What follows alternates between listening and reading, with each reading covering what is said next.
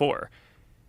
AR is a pretty different beast because what you really want to get to is not a headset. You want to get to something that's like a normal looking pair of glasses that is, it won't be like a wireframe because you'll need to fit some electronics in it, where you'll basically need to have a computer in there and speakers and a microphone and batteries and a laser projector. And then the display, which we and a lot of other folks think is going to be this technology called waveguides, which is completely different from screens, because it's a screen. It's like you're looking at a thing, and basically you're looking at like all the pixels that are on the screen. The thing that's different about a waveguide is it'll actually be see-through, so you'll be able to see the world through it, and then it'll display holograms and be able to place them at different depths in the world. So is a waveguide a type of technology? Like what is a waveguide? Yeah, it's basically they can be made of different substances, plastic, glass, different substrates, and they basically get etched or printed in different ways. And there's this big debate right now where a lot of the research is going into what is the right way to basically create these waveguides that have the right properties, because you want for augmented reality to get something that's wide enough field of view. So you can imagine in 5 years we're having this conversation. I'm not here. You're wearing AR glasses. Hologram Mark is here, and like it's not only just is it kind of working as a hologram, but there's all these different dimensions beyond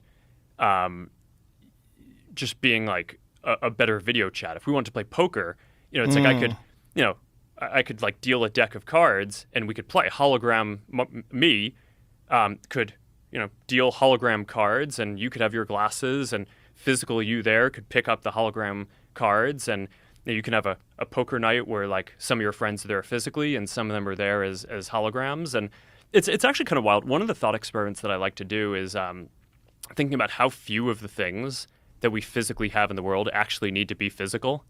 Obviously things like chairs need to be physical, right? You're not going to be sitting on a hologram. Food needs to be physical.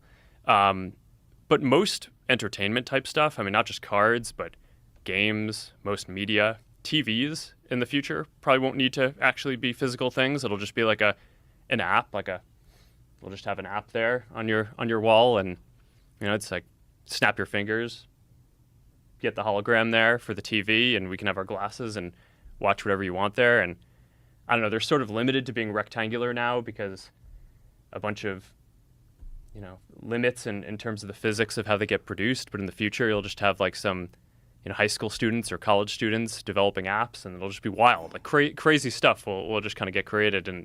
So you'll eventually be able to kind of have that all come through these AR glasses. So are there these AR glasses, are they in production now? Are they in development now? Like when you talk about this kind of technology where you can see things that aren't there and look at maps and watch videos and have it all on a small computer that's in the frame of the glasses. Do they exist already? No. I think we'll start to get stuff that kind of looks like the full version of this over the next, I'd say, 3 to 5 years. But I think it'll also start off pretty expensive once it's available, and then it'll take a while to work down to something that's like hundreds of dollars.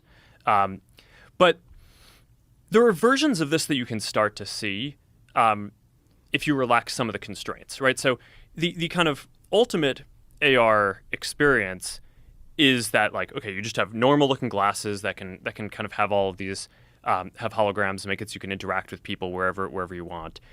But if you relax the form factor constraint, right? So you have a headset instead of normal looking glasses.